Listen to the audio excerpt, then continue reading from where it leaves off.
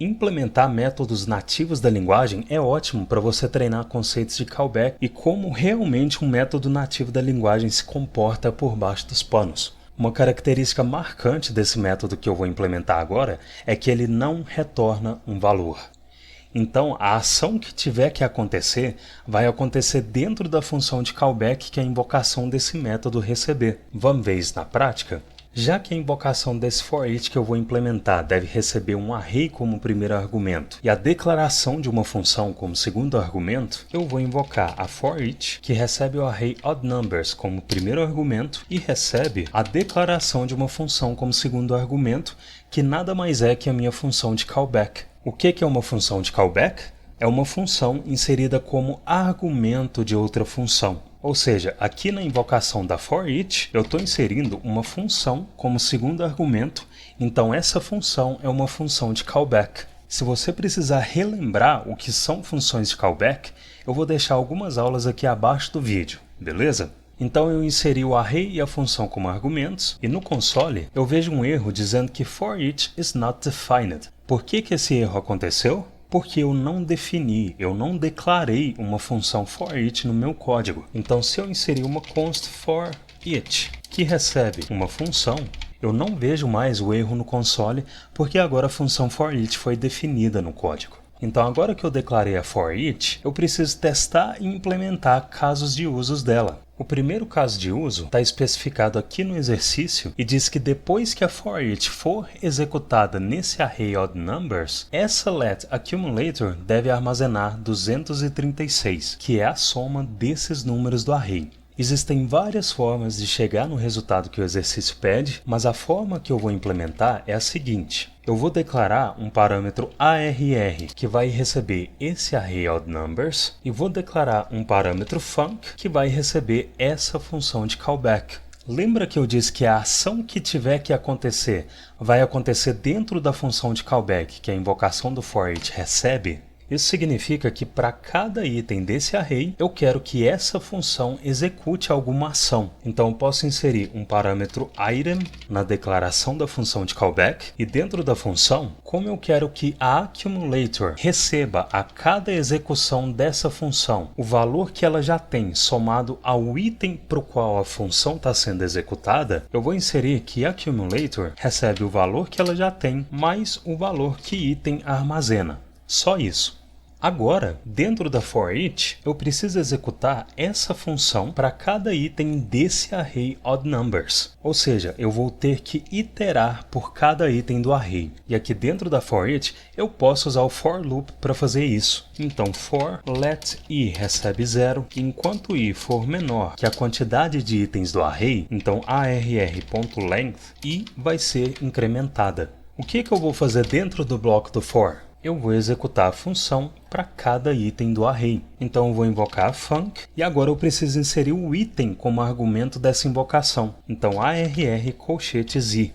Então para cada item desse array recebido no parâmetro arr, a função recebida nesse parâmetro func é executada aqui dentro. O que essa função faz? Ela faz accumulator receber o valor que ela já tem somado ao valor do item que ela recebeu nesse parâmetro. Vamos ver se a accumulator armazena 236 depois da execução da for-each. Eu vou remover esses parênteses, porque a função tem só um parâmetro, e se eu inserir um console.log que recebe accumulator, eu vejo 236 no console, que é a soma total de todos os números do array.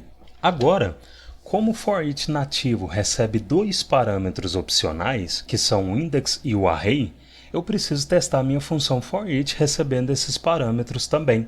Observa que o exercício especifica que a cada execução da for-each, essa mensagem deve ser exibida no console. E essa mensagem contém um número ordinal e o próprio array. Então são informações que exigem que eu insira o index e o array na string. Então eu vou copiar essa mensagem e dentro da invocação do for-each eu vou inserir uma template string que contém a mensagem, vou substituir o x por uma interpolação do item e para inserir o número ordinal eu vou substituir esse x por uma interpolação do index mais 1.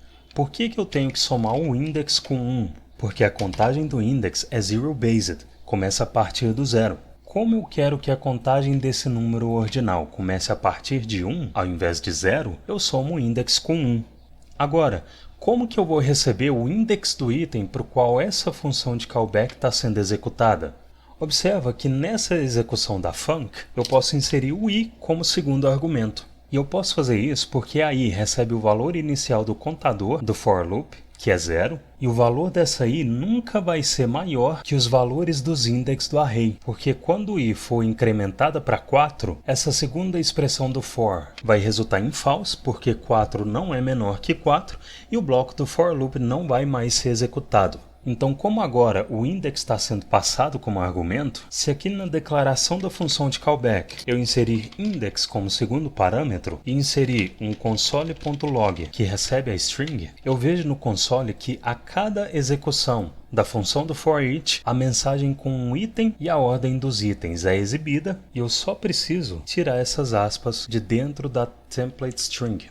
Agora, eu preciso substituir esses placeholders pelos itens do array. Para fazer isso, primeiro, dentro dessa função de callback, eu preciso acessar esse array que foi inserido como primeiro argumento da invocação da for-each. Como o array está sendo recebido nesse parâmetro arr, aqui na invocação da função de callback, eu posso inserir o arr como terceiro argumento, e aqui na declaração da função de callback, eu posso inserir um parâmetro array, e se aqui dentro dos colchetes eu inserir uma interpolação do array, eu vejo que agora os placeholders dentro dos colchetes foram substituídos pelos itens do array. Ou seja, por baixo dos panos, o array foi convertido em string através do toString. Se aqui abaixo eu inserir um array 1, 2, 3 e encadear a invocação do toString, eu vejo que o retorno é uma string com os itens do array separados por vírgula, exatamente como aconteceu aqui dentro dos colchetes. Para eu inserir um espaço entre os itens do array, aqui na interpolação, eu vou encadear no array a invocação de um join e vou inserir que o separador entre os itens do array vai ser uma vírgula e um espaço, e no console eu vejo que agora sim os itens do array foram separados por vírgula e espaço. Fiz o código funcionar e agora eu quero melhorar a legibilidade dele. Eu não nomeei esse parâmetro como function, porque function é uma palavra reservada da linguagem, então eu só deixei a abreviação. Mas eu posso nomear arr como array, posso nomear a let_i como index, porque array e index não são palavras-chave reservadas da linguagem, e posso armazenar essa expressão em uma const item. Então, antes da invocação da func, eu vou inserir uma const item que recebe essa expressão e só vou referenciar o item como argumento da invocação da função de callback. Se eu olhar o console, eu continuo vendo as mensagens e a soma dos itens. Uma outra modificação que eu posso fazer é, ao invés de ler toda essa string, eu armazenar essa string em uma const message, por exemplo, e só referenciar a message como argumento dessa invocação, para que esse console.log fique mais legível. Então, aqui acima, eu vou inserir uma const message que recebe essa template string. Para a linha não ficar extensa, eu vou quebrar a template string para a linha abaixo e vou referenciar a message como argumento do console.log. Se eu olhar o console, eu continuo vendo as mensagens e a soma dos itens. Agora, eu preciso exibir as mensagens e atualizar o valor da accumulator dentro da mesma função? A verdade é que não. Eu posso criar uma função só para exibir as mensagens e criar outra função só para atualizar o valor da accumulator. E por que é bom eu criar uma função para cada ação? Observa que quando eu tenho uma função fazendo duas ações diferentes, se eu quiser armazenar essa função em uma const e só referenciar essa const como segundo argumento da for-each, qual nome eu daria para essa função? Eu não quero nomear essa função como logMessage and some items, por exemplo. Percebe que quando uma função não tem uma responsabilidade única, fica mais complicado eu nomear ela? E, consequentemente, o nome que eu der para uma função que faz várias coisas impacta a legibilidade do meu código. Então, para deixar essa função com uma responsabilidade única, acima da invocação da for-each, eu vou declarar uma const logMessage que recebe essa função do segundo argumento do for-each, vou referenciar a logMessage como segundo argumento da for-each, e se eu olhar o console, eu continuo vendo as mensagens. Ótimo!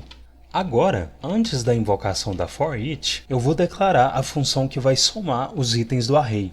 Então, const SumArrayItems, que recebe uma função com o parâmetro item, e dentro dessa função eu vou inserir essa expressão de atribuição para accumulator, e agora, abaixo dessa invocação da forEach, eu posso invocar outra forEach que recebe o array oddNumbers e como segundo argumento recebe a referência da SumArrayItems. Antes de testar, para organizar o código, eu vou deixar essas três invocações juntas. Por que faz sentido eu deixar essas três invocações juntas? Porque assim eu organizo o meu código por blocos de código que fazem a mesma coisa.